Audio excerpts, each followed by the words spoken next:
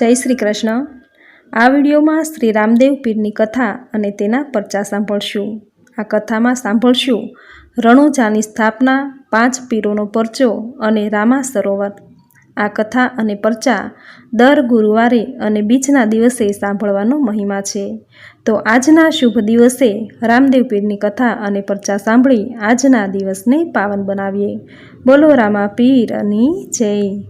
पोकरणगढ़ बहेन लाछाबाईने दहेज में आपी दीधा पछी संवत 1425 में रामदेवजीए पोकरणगढ़थी 12 किलोमीटर दूर उत्तर दिशा में રણુજા नामना नगरनी स्थापना करी। त्यां तेओ पोताना माता पिता अने भाई भाभी साथे रहेवा लाग्या। एक दिवस अजमलजीए विचार कर्यो कि हवे हूँ वृद्ध थई गयो छुं, माटे हवे आ राजपाट रामदेवने सोंपी देवा चाहूँ छुं। हवे मारे मारुं बाकीनुं जीवन प्रभु भक्तिमां ज वीताववुं जोईए। परंतु रामदेवजीए गुरु बाबा बालीनाथनो चरण स्पर्श करीने पोताना माता पितानो आ प्रस्तावनो अस्वीकार कर्यो। तेओ कहेवा लाग्या कि मोटा भाईना होवा छतां नाना भाईने राजानी पदवी शोभा देती नथी। आ राज्यना अधिकारी तो मोटा भाई विरमदेव ज छे। गुरु बालकनाथे रामदेवजीने पोताना हृदय साथे चापीने कह्युं कि तमे धन्य छो रामदेव, आवो त्याग कोई विरला ज करी शके। રણુજા नगर रामदेवरामा एक दिवस दरबार में एक शेठ बैठा हता। शेठनो छोकरो बोहिता राज दरबार में प्रभुना गुणला गाई रह्यो हतो। भगवान रामदेवजीए तेने पोतानी पासे बोलाव्यो अने कह्युं कि जाओ परदेश जई अने त्यां धन कमाईने पाछा आवो। प्रभुनी आज्ञा लईने ते धन कमावा माटे परदेश चाली निकळ्यो। त्यां पहोंचीने प्रभु रामदेव पीरनी कृपाथी तेणे खूब वेपार धंधो कर्यो अने तेमां खूब ज कमाणी करी। पैसा वधी जवाथी तेनी गणना मोटा मोटा शेठोमां थवा लागी। थोड़ा वर्षो परदेश में रहीने ते हवे पोताना घेर आववानी तैयारी करवा लाग्यो। जल मार्गे ते पोताना घेर आवा रवाना थयो। बधो सामान पेटीओमां बंध करीने जहाज उपर लादी दीधो। तेणे रामदेवजीने भेट में आपवा माटे हीरा मोतीनो एक हार खरीद्यो। तेमनुं वहाण समुद्र में चालवा लाग्युं। परंतु तेना मन में एक कपट जागी उठ्युं। तेणे विचार्युं, रामदेवजी महाराज पोते राजा छे, तेमने आटला भारे किमती हारनी शी जरूर छे। हूँ तो हवे रामदेवरामां रहीश ज नहीं, बीजा कोई शहेर में जईने वसी जईश। तेना मन में आवुं कपट आवता ज तेनुं वहाण दरियामां डूबवा लाग्युं। बधा गभराई गया। तेणे भगवान रामदेव पीरने प्रार्थना करी कि हे भगवान, मने बचावी लो। आ समये रामदेवजी पोताना भाई विरमदेव साथे सोगठा बाजी रमी रह्या हता। ते समये सोगठा रामदेवजीना हाथमां हता। ते अचानक रमता रमता अटकी गया, जाणे कोई विचारमां खोवाई गया होय। त्यां तेमणे पोतानी भुजाओ लंबावी अने बोहिता शेठनुं डूबतुं जहाज किनारे लगावी दीधुं। शेठ जे हीरानो हार रामदेवजीने आपवा माटे लाव्या हता, तेणे रामदेवजीए पोतानी पासे राखी लीधो। आ काम एटली झड़पथी थई गयुं कि सोगठा रमता भाई विरमदेवने पण एनी खबर न पड़ी। परंतु विरमदेवे जोयुं कि रामदेवजीनो हाथ समुद्રના ફીણથી ભીંજાયેલો છે અને સોગઠા પણ પાણીમાં પલળેલા છે। વિરમદેવે રામદેવજીને પૂછ્યું, તમારા હાથ પર સમુદ્રનું ફીણ ક્યાંથી આવી ગયું? ત્યારે રામદેવજીએ આખી ઘટના તેને કહી સંભળાવી કે શેઠ બોહિતાનું જહાજ દરિયામાં ડૂબી રહ્યું હતું, તેને બચાવીને કિનારે લાંગરી દીધું છે। आ कारणथी मारा हाथ अने सोगठा समुद्रना फीणथी भींजायेला छे। आ प्रमाणे भगवान रामदेवजीए शेठ बोहिताना जहाजने तारीने किनारे लगावी दीधुं। तो शेठ पोतानो तमाम माल सामान बळदगाडामां भरीने पोताना गाम રણુજા पहोंच्यो। गामना लोकोए शेठना कुशलताना समाचार पूछ्या। तो शेठे गाम लोकोने पोतानी साथे बनेली घटना कही संभळावी અને કહ્યું કે આ રીતે તેનું જહાજ સમુદ્રમાં ફસાઈ ગયું હતું અને બાબા રામદેવજીની કૃપાથી જ મારું જહાજ તરીને કિનારે આવ્યું। તમામ ગામવાસીઓ રામદેવજીનો જય જયકાર કરવા લાગ્યા। બીજા દિવસે શેઠ રામદેવજીના દરબારમાં જવા તૈયાર થયા અને તેને પેલો હાર મળ્યો નહીં જે તેણે રામદેવજીના માટે ખાસ ખરીદ્યો હતો। શેઠની પત્નીએ તેને સમજાવ્યા કે ચિંતા છોડો, રામદેવજીને હાર ખોવાયાની વાત બધી સાચે સાચી કહી દેજો અને તેના બદલામાં બીજી કોઈ મૂલ્યવાન વસ્તુ એમને ભેટ કરવા માટે સાથે લઈ જાઓ। શેઠ ઉદાસ મનથી રામદેવજીના દરબારમાં પહોંચ્યો। પ્રભુને તથા બીજા દરબારીઓને પ્રણામ કરીને પોતાના સ્થાને બેસી ગયો। રામદેવજીએ શેઠને પરદેશની બધી વાતો પૂછી અને પૂછ્યું કે મારા માટે તમે ત્યાંથી કંઈ લાવ્યા છો? આ સાંભળીને શેઠનો ચહેરો ઉતરી ગયો। તે બોલ્યો કે આપણા માટે એક મૂલ્યવાન હાર લાવ્યો હતો, પરંતુ સામાનમાં તે ક્યાંય મળ્યો જ નહીં. કોણ જાણે ક્યાં ખોવાઈ ગયો હશે. આ સાંભળીને રામદેવજી પોતાના ગળામાંથી હાર ઉતારી તેને બતાવતા કહ્યું, આ જ હાર છે ને કે જે તમે મારા માટે ખરીદ્યો હતો. શેઠ હારને ઓળખી ગયો અને પ્રભુના ચરણોમાં ઢળી પડ્યો.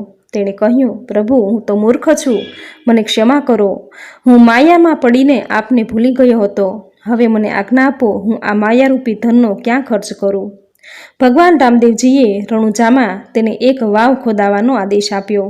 લોકો આ વાવડીને આજે પરચા વાવડીના નામે ઓળખે છે. તેનું પાણી ગંગાજળ જેવું પવિત્ર છે.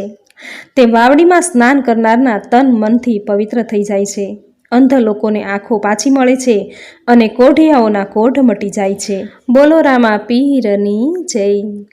રામદેવજીના પરચા જેવા કે વાણિયાનું જહાજ સંકટમાં બચાવવું, વાછરડાને જીવતો કરવો, આદુ રાક્ષસ તથા ભૈરવ રાક્ષસને મારવો વગેરેથી ચારેય તરફ એમનો જય જયકાર થવા લાગ્યો. રામદેવજીને મન ઊંચ નીચનો ભેદભાવ ન હતો. તેમણે લોકોને મનમાં ધર્મ પ્રતિ શ્રદ્ધા જાગૃત કરી દીધી. લોકોમાં ધાર્મિક ભાવના જાગૃત થવાના કારણે લોકો સુખી અને સમૃદ્ધ થયા હતા. મક્કા સુધી તેમના પરચાઓના સમાચાર ફેલાયા હતા. તેથી ત્યાંના 5 પીર બાબા રામદેવજીનો ચમત્કાર જોવા માટે રણુજા આવ્યા. રસ્તામાં રામદેવજી જંગલમાં પોતાના સાથી સાવરની સાથે ઘોડાને ઘાસ ચરાવી રહ્યા હતા. બાબા રામદેવે પોતાના સાથીને કહ્યું કે હું હમણાં આવું છું. એમ કહીને તેઓ આગળ ચાલ્યા ગયા. અચાનક એમના સાથીની દ્રષ્ટિ તે 5 પીર પર પડી. આ 5 પીરોની વેશભૂષા અને લંબાઈ પહોળાઈ જોઈને તે ગભરાઈ ગયો અને દોડતો દોડતો રામદેવજી પાસે આવીને કહેવા લાગ્યો કે પ્રભુ, 5 મોટા મોટા વિચિત્ર માણસો આવ્યા છે. મેં આજ પહેલાં એમને કદી જોયા નથી. ત્યારે ભગવાન રામદેવજીએ કહ્યું, અરે મિત્ર સ્વાર્થિયા, તો ગભરાઈશ નહીં. તેઓ તો મહાન પીર છે, જેઓ મક્કાથી અહીં પધાર્યા છે. તે આપણા મોંઘા મહેમાન છે. ચાલો આપણે તેનું સ્વાગત કરીએ. રામદેવજી તેને લઈને 5 પીરોની પાસે આવ્યા, પરંતુ તેમનો સાથી ગભરાઈને ત્યાંથી ચાલ્યો ગયો. તેણે જઈને પોતાની માતાને આ બધી વાત કહી કે આપણા ગામમાં મક્કાથી 5 પીર પધાર્યા છે. માતાએ તેને એક ઓરડામાં બંધ કરી દીધો, પરંતુ એ ઓરડામાં એક સાપ હતો જે આ સ્વાર્થિયાને કરડી ગયો. સ્વાર્થિયો ચીસ પાડતો ત્યાં જ ઢળી પડ્યો. તેનો રડવાનો અવાજ સાંભળીને તેની માતાએ ઓરડો ખોલીને જોયું તો સ્વાર્થિયો મરેલો પડ્યો હતો. તે જોઈને તેની માતા ભારે જોર જોરથી કલ્પાંત કરવા લાગી. આ બાજુ એ 5 પીરોએ રામદેવજીને પૂછ્યું કે હે ભાઈ, રણુજા શહેર અહીંથી કેટલું દૂર છે? અમારે રામદેવજીને મળવું છે. રામદેવજી બોલ્યા, આ સામે જે ગામ દેખાય છે તે જ રણુજા છે અને હું પોતે રામદેવ છું. આપ લોકો ક્યાંથી પધાર્યા છો? કહો, મારા લાયક કોઈ કામ છે, હું આપની શી સેવા કરી શકું? આ પીરોને વિશ્વાસ જ ન આવ્યો કે આ શાહી વેશભૂષાવાળો જ રામદેવ હોઈ શકે. પોતાની શંકાનું સમાધાન કરવા માટે પીરોએ પૂછ્યું કે શું આપ જ રામદેવ પીર છો? આ સાંભળીને રામદેવજી બોલ્યા, હું પીર છું કે નહીં એ તો હું જાણતો નથી, પરંતુ મારું નામ રામદેવ જરૂર છે. તેમ છતાં પણ પીરોની શંકા દૂર થઈ નહીં. એમણે ફરી પૂછ્યું કે રણુજા શહેરમાં કોઈ બીજો રામદેવ નામનો પીર રહે છે? ત્યારે રામદેવજી બોલ્યા, રણુજામાં તો કેવળ હું જ એક રામદેવ છું. ત્યારે પીરોએ કહ્યું, અમે તો આપની સાથે ધર્મની ચર્ચા કરવા માટે આવ્યા હતા, પરંતુ આપ તો ઘોડા ચરાવનાર છો. આપ ધર્મના વિષયમાં શું જાણો? ત્યારે રામદેવજી બોલ્યા, ઈસુ ખ્રિસ્તી પણ ઘેટા બકરા ચરાવતા હતા અને હઝરત મોહમ્મદ પૈગંબર સાહેબ પણ ઊંટ રાખતા અને તેને ચરાવતા હતા. આપે એમ કેવી રીતે માની લીધું કે ઘોડા રાખનાર ધર્મને શું જાણે? પોતાના ઘોડાની જીન ઉતારીને પાથરીને રામદેવજીએ તે 5 પીરોને બેસવા આસન આપ્યું. પીરોએ પીપળીની ઝાડ 5 દાંતણ તોડીને દાંત સાફ કર્યા, પછી તેને જમીનમાં દાટી દીધા. આ 5 દાંતણ 5 પીપળના ઝાડ બની ગયા. આ રીતે 5 પીરોએ 5 પીપળી ઉગાડીને ચમત્કાર કરી દીધો. આ પ્રથમ ચમત્કાર પીરોએ રામદેવજીને બતાવ્યો. ત્યાર પછી 5 પીરો ગાડા પર સવાર થઈને રણુજા શહેર તરફ ચાલી નીકળ્યા. તેમની પાછળ રામદેવજી પણ પોતાના ઘોડા પર બેસીને જવા રવાના થયા. તડકો ખૂબ પડતો હોવાથી પીરોએ પોતાના ચમત્કારથી એક ચાદરને આકાશમાં ઉછાળીને પોતાના પર છાંયડો કરી દીધો. આ તેમનો બીજો ચમત્કાર હતો. હવે રામદેવજીએ સુદર્શન ચક્રથી આખી ધરતી ઉપર છાંયડો કરી દીધો. તેમ છતાં પણ અભિમાની 5 પીર રામદેવજીની શક્તિને ઓળખી શક્યા નહીં. એટલામાં સ્વાર્થિયાની માં રડતી રડતી રામદેવજીના ચરણોમાં પડીને બોલી કે પ્રભુ, આપના મિત્ર સ્વાર્થિયાને સાપે ડંખ માર્યો છે, આપ એના પ્રાણોની રક્ષા કરો. આ સાંભળીને રામદેવજી એ 5 પીરોને સાથે લઈને સ્વાર્થિયાના ઘરે ગયા. તેમણે 5 પીરોએ પ્રાર્થના કરી કે આપ મારા મિત્ર છો, આપ તેને જીવતો કરી દો, આપની અમારા સૌ પર ભારે કૃપા રહેશે. આ સાંભળીને પીરો અટકી ગયા અને બોલ્યા કે અમારી પૂજા સામગ્રી તો મક્કામાં જ રહી ગઈ છે, નહીં તો આને જીવતો કરવો એ અમારા માટે બહુ મોટી વાત નથી. આ સાંભળીને રામદેવજી આગળ વધ્યા અને સ્વાર્થિયાનો હાથ પકડીને બોલ્યા, હે મિત્ર, આવી ઘોર નિદ્રામાં સૂતો છે, આ તે કંઈ સૂવાનો સમય છે? જોતો નથી મક્કાથી આપણા મહેમાન આવ્યા છે, એમનું સ્વાગત કોણ કરશે? આમ કહીને તેમણે તેને ઊભો કરી દીધો. સ્વાર્થિયો આંખો ચોળતો ઊભો થયો અને કહેવા લાગ્યો કે હે પ્રભુ, મને કેવી ઘોર નિંદ્રાએ ઘેરી લીધો હતો. સ્વાર્થિયાને જીવતો જોઈ બધા લોકો રામદેવજીનો જય જયકાર કરવા લાગ્યા. બોલો રામા પીરની જય. 5 પીરો કહેવા લાગ્યા, મરેલાને જીવતો કરવો એ કોઈ મોટો ભારે ચમત્કાર નથી, આ તો અમારા ડાબા હાથનો ખેલ છે. પછી રામદેવજીએ કહ્યું કે આપ અમારા મહેલમાં પધારો. સ્વાર્થિયાને લઈને રામદેવજી પોતાના મહેલમાં ગયા. પછી તેઓ પીરોને કહેવા લાગ્યા કે આપ અમારે ત્યાં ભોજન કરો તો અમને ભારે આનંદ થશે. પીરજીને કહેવા લાગ્યા, રામદેવ, અમારા ભોજનના વાસણો તો અમે મક્કામાં જ ભૂલીને આવ્યા છીએ, બીજા વાસણોમાં અમે ભોજન નથી કરતા. આ સાંભળીને રામદેવજીએ હાથ લાંબો કરીને થોડી જ ક્ષણોમાં 5 કટોરા એમના હાથમાં આવી ગયા. આ ચમત્કાર જોઈને 5 પીરો રામદેવજીની વાહ વાહ કરવા લાગ્યા. 5 પીરોએ રામદેવજીને મહાપીરની પદવી આપી અને પછી પોતાના વતન મક્કા પાછા ચાલ્યા ગયા. આ પ્રમાણે રામદેવજીને પીરની પદવી મક્કાના અધિકારી પીરોએ પ્રદાન કરી હતી. તેથી તેઓ રામદેવ પીર અથવા તો રામસા પીર કહેવાય છે. બોલો રામા પીરની જય. જાંબાસર નામના ગામમાં જંભેશ્વર નામનો એક સિદ્ધ પુરુષ રહેતો હતો. તેણે વૈષ્ણવ ધર્મનો ખૂબ પ્રચાર કર્યો. વૈષ્ણવ જાતિના લોકો રાજસ્થાન, હરિયાણા અને મધ્યપ્રદેશમાં વધારે છે. જંભેશ્વરજી અને રામદેવજી બંને માસિયાઈ ભાઈ થતા હતા, પરંતુ જંભેશ્વરજી ભારે ધમંડી સ્વભાવના હતા. એક દિવસ કેટલાક ભક્તો રામદેવજીના દર્શન કરવા રણુજા જઈ રહ્યા હતા. રસ્તામાં તે જંભેશ્વરજીના દર્શન કરવા રોકાઈ ગયા. જંભેશ્વરજીના પૂછવાથી એમણે જણાવ્યું કે અમે લોકો રામદેવજીના દર્શન કરવા જઈ રહ્યા છીએ. ત્યારે રંભેશ્વરજીએ કહ્યું કે રામદેવજી કોઈ મોટો સિદ્ધ પુરુષ નથી, તે તો એક ઢોંગી માણસ છે. જંભેશ્વરજીએ એક ઘોડેસવારને કહ્યું કે તે જઈને રામદેવજીને બોલાવી આવે.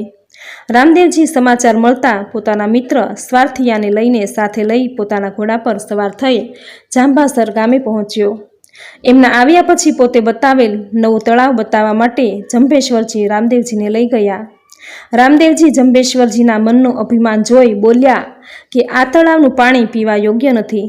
તેથી જંભેશ્વરે ગર્વભેર કહ્યું, આ પાણી તો અમૃત સમાન છે, આખું ગામ આ પાણી પીવે છે.